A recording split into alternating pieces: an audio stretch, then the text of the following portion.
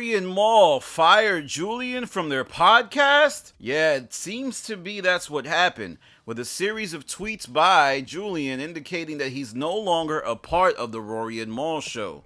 And I'm pretty sure that is the case. As this all started with Julian tweeting, "It's been great. You'll hear from me soon." Many fans speculated that this was in regards to his future on the Rory and Mal podcast.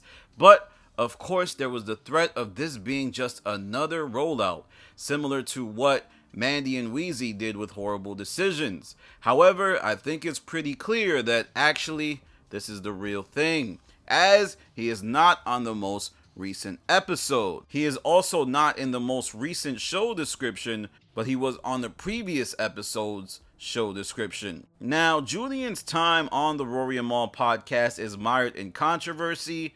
Remember, when he first arrived, he was at odds with Damaris over his introduction into the show, as highlighted in my interview with Julian here. Damaris and I, and it's honestly crazy. We recently hashed this out, more so I think following the events that happened with us on our side. Damaris and I really had that time to because yeah, I mean, to be frank, the transition, it wasn't handled. It was mismanaged entirely. There was no conversation between Damaris and I. There was no, sit down or change of power or here's the new structure, here how it's gonna. It was just here's Julian, he's in your chair now.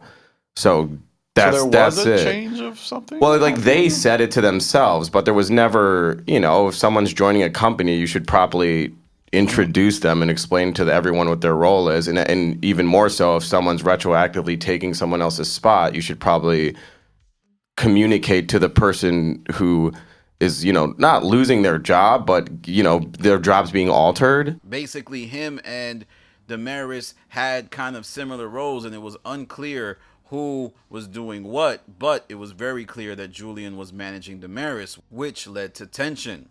Then there was the obvious controversial fight situation with Eddin, in which Eddin shockingly assaulted Julian at a post-work get-together. And I spoke with Julian about this in my interview as well. How do you feel that situation with Eddin was handled? I think the guys, ultimately it's their show. It's their decision to make. So I think that they, made the decision they needed to make. When we say we don't have an HR, we really don't. Okay. That's not a joke. And I know Rory spent most of that break communicating with friends and people that he knows that work more in the HR environment. And, he was kind of consulting with them. So now, it always looked like Julian got the short end of the stick when it came to the Rory and Mal pod.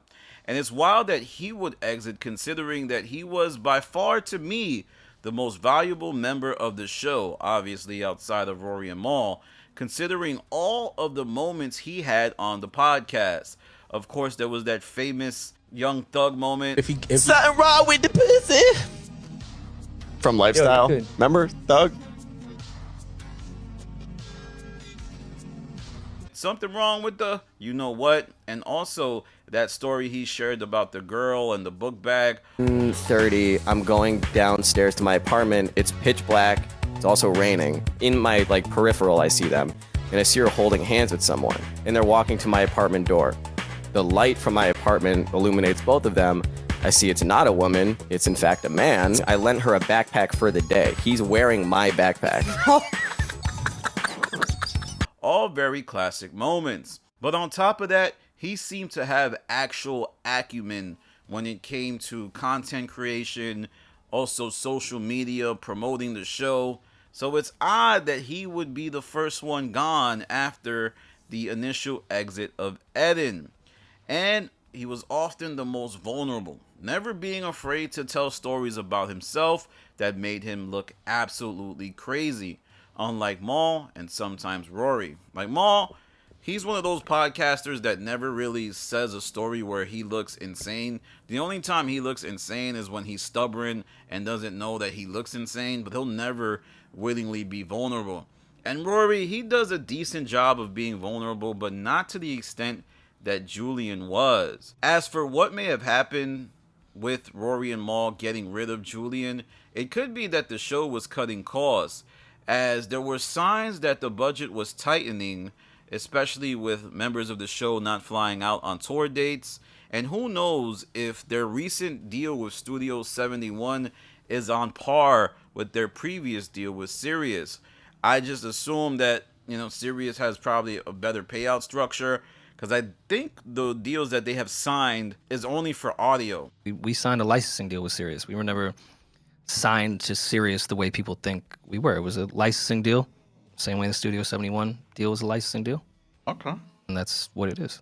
Yeah, we met with everyone. Studio 71 made the most sense for what we were trying to do, and how I like licensing deals. They made the most sense. Rory and Mal basically go to so-and-so like Sirius or Studio 71, and they give them access to place ads against their audio only.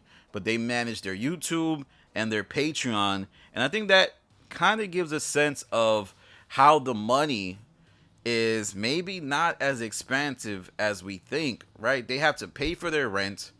They have to pay everybody on the show. And it's perfectly feasible that Rory and Mal just made a cost-cutting decision.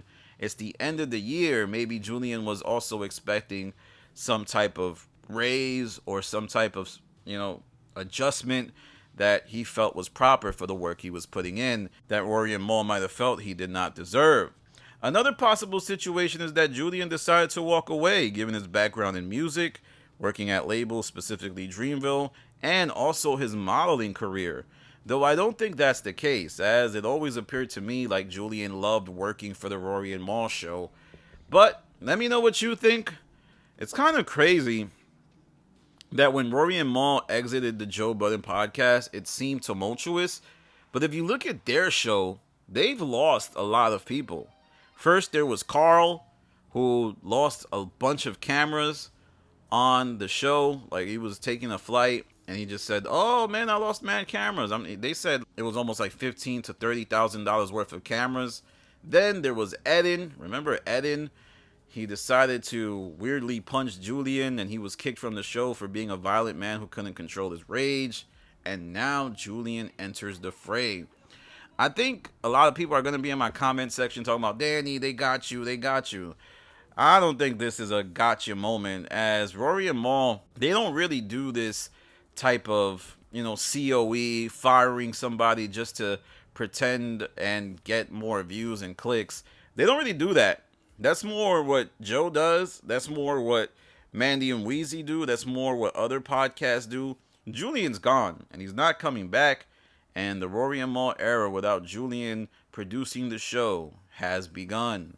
But let me know what you think in the comments. Do you think this is a severe hit?